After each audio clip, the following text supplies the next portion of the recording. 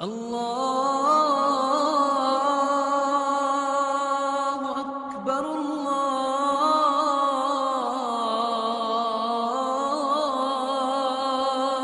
اکبر۔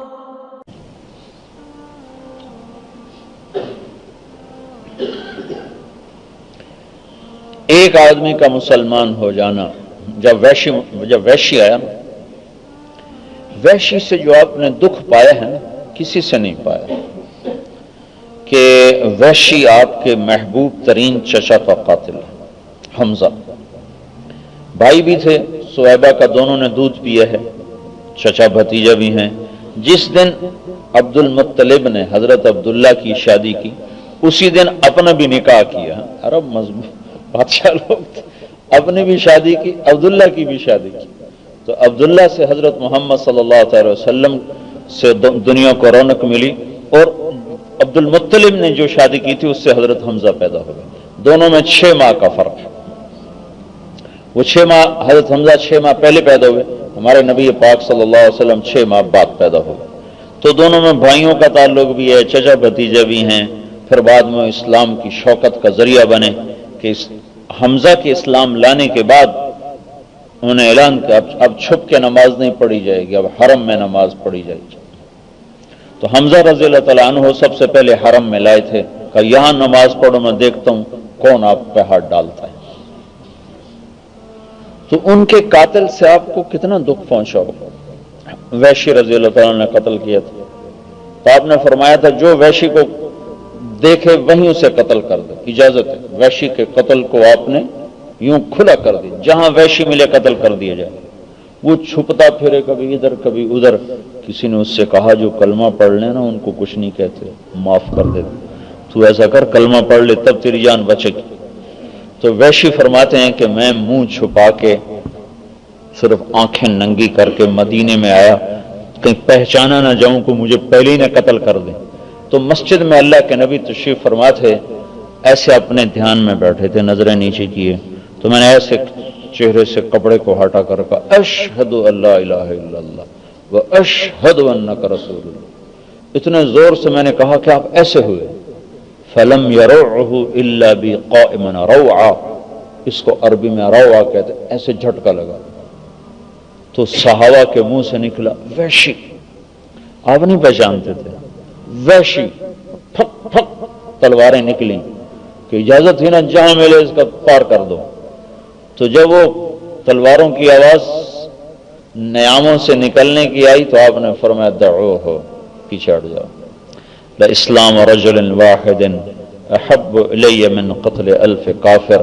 ایک آدمی کا مسلمان ہو جانا مجھے 1000 کافروں کو قتل کرنے سے زیادہ پسند۔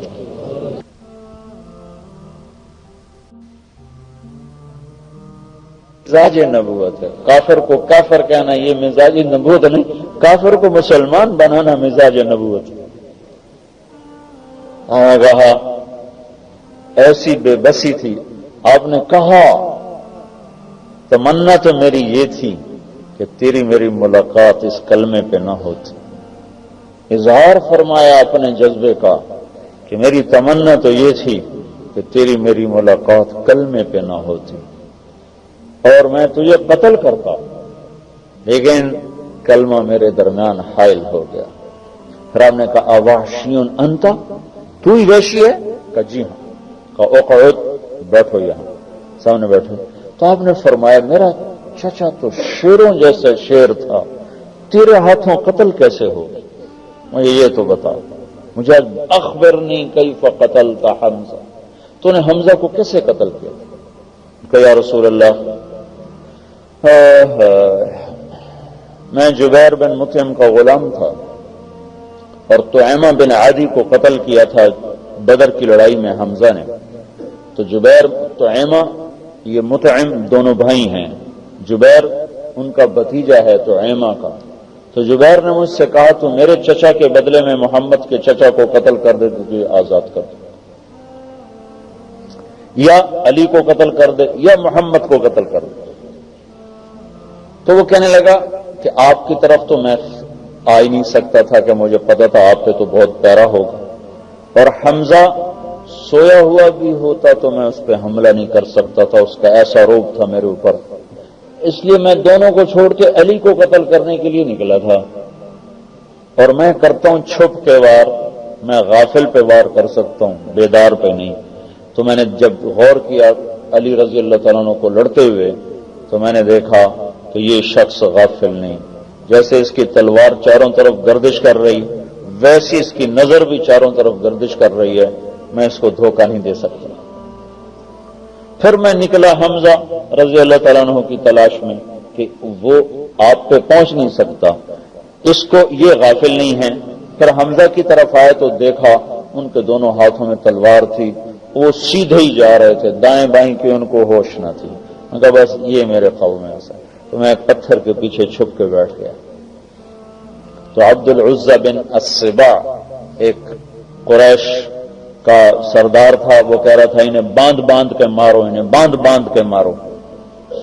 تو انہوں نے فرمایا میری طرف آ ختنہ کرنے والی کے بیٹے، آ گیا میں تجھے بتاتا ہوں۔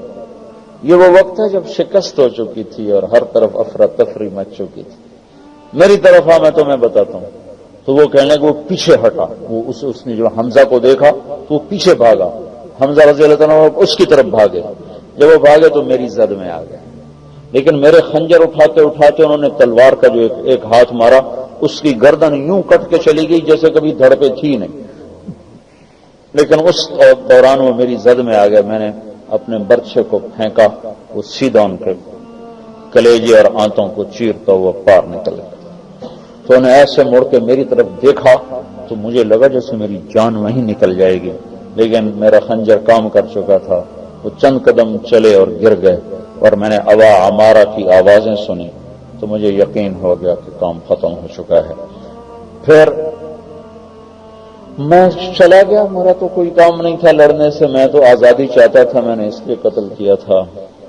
یہ کہانی سنائی جب تو کیا دیکھا، اللہ کے نبی کی آنکھوں سے آنسوؤں کی جھڑیاں ٹپ ٹپ آنسو گر رہے تھے، اور آپ نے فرمایا ویحک غیب عنی وجہک، اللہ تیرا بھلا کرے میرے سامنے نہ بیٹھا کر، میرا غم تازہ ہو جاتا۔